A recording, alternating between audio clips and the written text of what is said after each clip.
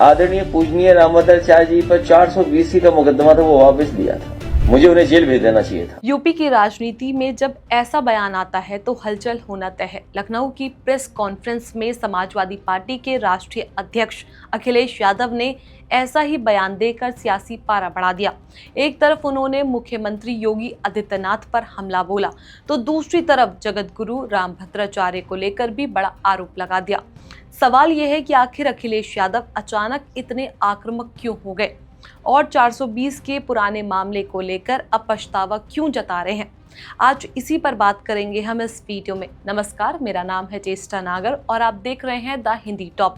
लखनऊ में मीडिया से बातचीत करते हुए अखिलेश यादव ने कहा कि उनके कार्यकाल में रामभद्राचार्य पर दर्ज 420 का मुकदमा वापस लिया गया था, लेकिन अब उन्हें लगता है कि वह फैसला गलत था। उन्होंने साफ शब्दों में कहा कि मुझसे गलती हुई, मुझे उन्हें जेल भेज देना चाहिए था।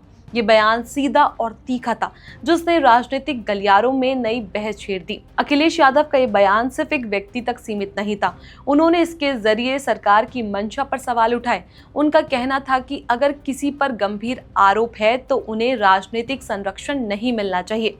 उन्होंने ये भी कहा कि विचारों में मतभेद हो सकते हैं, लेकिन कानून से ऊपर कोई नहीं है। इस बयान के पीछे एक और मतलब था। हाल ही में प्रयागराज में स्वामी अविमुक्तेश्वर आनंद सरस्वती को लेकर विवाद हुआ था।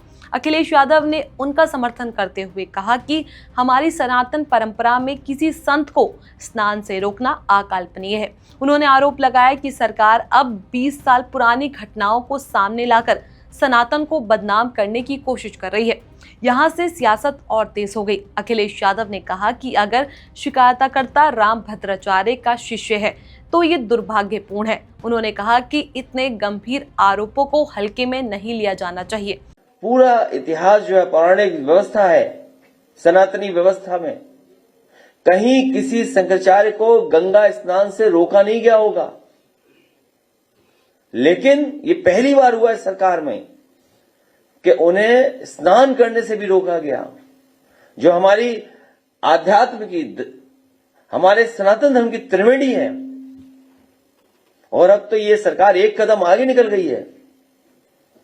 ये लगता है कभी अंधेरे में या रात में फिल्म देखते हैं 20 साल बाद।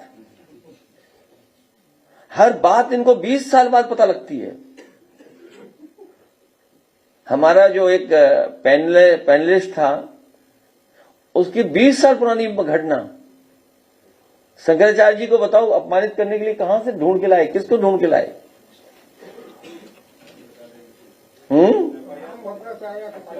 हाँ, हालांकि आदरणीय पूजनीय सम्मानित आदरणीय रामभद्राचार्य जी के बारे में बोलना नहीं चाहिए कुछ भी, लेकिन अगर उनका चेला है ये, अगर उनका ये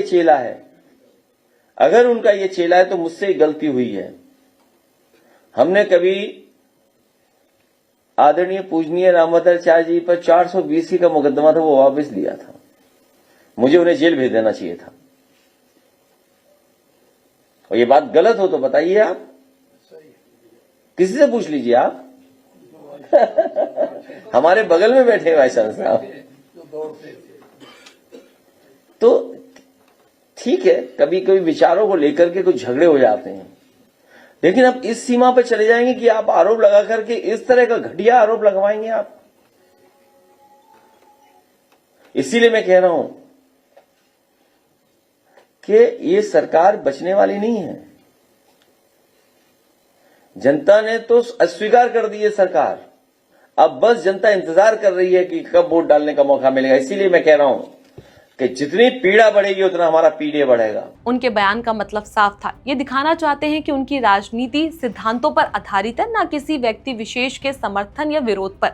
सवाल उठता है कि 420 का मामला क्या था। धारा 420 भारतीय दंड संहिता की वह धारा है जो धोखाधड़ी और छल से जुड़ी होती है। अखिलेश यादव के अनुसार उनके कार्यकाल में ये मुकदमा वापस लिया गया था। उस समय शायद राजनीतिक और सामाजिक संतुलन को ध्यान में रखते हुए ये फैसला लिया गया हो, लेकिन अब जब राजनीतिक माहौल बदला है तो ये इसे अपनी गलती मान रहे हैं। इस बयान का सीधा असर सियासी समीकरणों पर पड़ सकता है। एक तरफ भाजपा इससे सनातन पर हमला बताने की कोशिश कर सकती है तो दूसरी तरफ सपा इसे कानून और न्याय की बात बताकर जनता के बीच ले जाएगी। अखिलेश यादव ने साफ कहा कि सरकार संतों का अपमान कर रही है और अब पुराने मामले को उछालकर माहौल बिगाड़ रही है। उप मुख्यमंत्री ब्रजेश पाठक पर भी उन्होंने निशाना साधा। बटुकों को सम्मानित करने के मुद्दे पर अखिलेश यादव ने कहा, जब शिखा पकड़कर अपमान किया जा रहा था तब भाजपा के लोग कहाँ थे। ये बयान सीधे तौर पर भाजपा की धार्मिक राजनीति पर सवाल था। इसके साथ ही अखिलेश यादव ने पीडीए आंदोलन का भी जिक्र किया। पीडीए यानी पिछड़ा, दलित और अल्पसंख्यक। उन्होंने कहा कि जैसे जैसे समाज में पीड़ा बढ़ रही है वैसे वैसे यह आंदोलन मजबूत हो रहा है। उनका संदेश साफ था, सपा इन वर्गों के साथ खड़ी है और उनके अधिकारों की लड़ाई लड़ेगी। राजनीतिक जानकारों का मानना है कि ये बयान आने वाले चुनावों की रणनीति का हिस्सा हो सकते हैं। अखिलेश यादव अपने कोर वोट बैंक को संदेश देना चाहते हैं कि ये किसी भी दबाव में नहीं है और खुलकर बोल सकते हैं। साथ ही ये भी दिखाना चाहते हैं कि अगर उनसे कोई गलती हुई तो उसे मानने से वो पीछे नहीं हटते। एक बात तय है कि यूपी की राजनीति में बयानबाजी का दौर अभी थमने वाला नहीं। जैसे जैसे चुनाव करीब आएंगे वैसे वैसे तीखे बयान और सुनने को मिल सकते हैं। अंत में यही कहा जा सकता है कि राजनीति में शब्दों की ताकत बहुत बड़ी होती है।